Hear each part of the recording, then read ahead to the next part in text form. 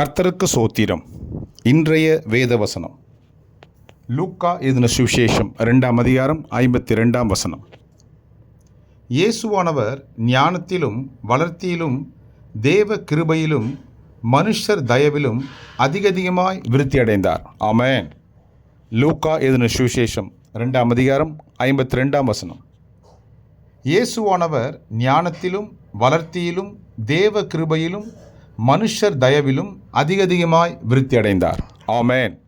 லூக்கா 2:52.